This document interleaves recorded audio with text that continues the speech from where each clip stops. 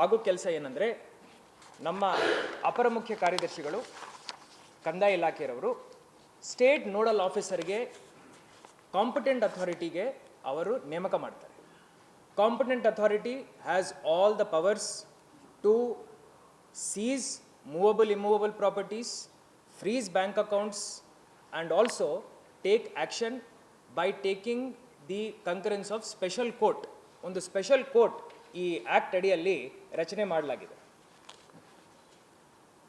ಇದರಲ್ಲಿ ಪ್ರೈಮಾ ಫೇಸಿ 35,000 ಜನ ಅಂತ ನಾವು ಏನು ಹೇಳ್ತಾ ಇದ್ವಿ, ಪ್ರತಿಯೊಬ್ಬರಿಂದ ಇವರ ಅಡ್ವರ್ಟೈಸ್ಮೆಂಟ್ ಪ್ರಕಾರ ಮಿನಿಮಮ್ ನನಗೆ 1 ಲಕ್ಷ ತಾವು ಹ್ಯಾಂಡ್ ಲೋನ್ ಕೊಡಬೇಕು, ಠೇವಣಿ ಇಡಬೇಕು ಅಂತ ಹೇಳಿ ಏನು ಹೇಳ್ತಾರೆ, ಇದರದ್ದು ಕ್ವಾಂಟಮ್ 50 ಕೋಟಿ ಮೀರಿ ಹೋಗುತ್ತೆ.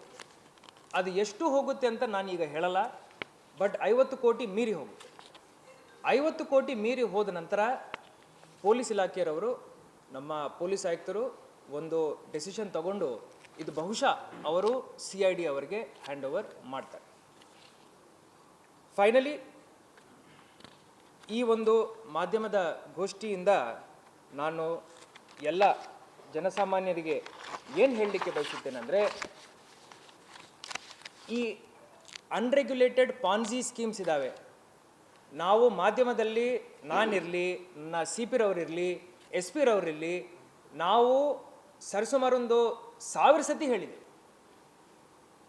ಈ ಜಾಸ್ತಿ ಇಂಟ್ರೆಸ್ಟಿಗೆ ತಾವು ಟೆಂಪ್ಟ್ ಆಗಿಬಿಟ್ಟು ನಮಗೆ ನೀವು 1000 ರೂಪಾಯಿ ಕೊಟ್ಟಿದ್ದೀರ ಅಂದರೆ 2000 ಸಿಗುತ್ತೆ, 3000 ಸಿಗುತ್ತೆ ಅಂತ ಯಾರು ಹೇಳ್ತಾರೆ, ಇವೆಲ್ಲ ಫ್ರಾಡ್.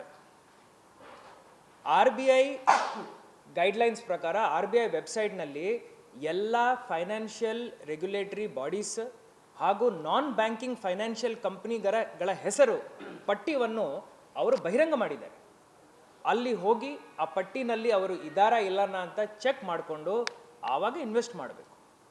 ಇನ್ವೆಸ್ಟ್ ಮಾಡೋದು ತಪ್ಪಲ್ಲ, ಬಟ್ ಈ ರೀತಿಯ ಯಾವುದೇ ರೆಗ್ಯುಲೇಟರಿ ಫ್ರೇಮ್ವರ್ಕಲ್ಲಿ ಬರಲಾರ್ದ ಸಂಸ್ಥೆಗಳಲ್ಲಿ ಅವರು ಇನ್ವೆಸ್ಟ್ ಮಾಡೋದು ಬಹಳ ತಪ್ಪು, ಅದು ಇಲ್ಲಿಗಲ್ ಆಗುತ್ತೆ. ಫೈನಲಿ ಈಗ ನಾವು KPID ಸೆಲ್, ಬಡ್ ಸೆಲ್ ಅಂತ ಏನು ಮಾಡಿದ್ದೀವಿ, ಇದನ್ನು ನಾವು ಬಹಳ ಸ್ಟ್ರೆಂಥನ್ ಮಾಡಿದ್ದೀವಿ.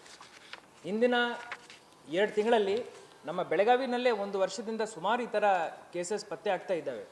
ನಮ್ಮ ಮಾಧ್ಯಮ ಸಮಿತ್ರರು ತಾವು ಹೇಳಿದಿರಿ, ನನಗೂ ನನ್ನ CP ರವ್ರಿಗೂ ತಾವು ಹೇಳಿದಿರಿ ದ್ಯಾಟ್ ಇದನ್ನು ಹೆಂಗೆ ರೆಗ್ಯುಲೇಟ್ ಮಾಡ್ತೀರಂತ. ಇವತ್ತು ಈ ಕಾನೂನನ್ನು ನಾವು ಉಪಯೋಗ ಮಾಡಿದ್ದೀವಿ.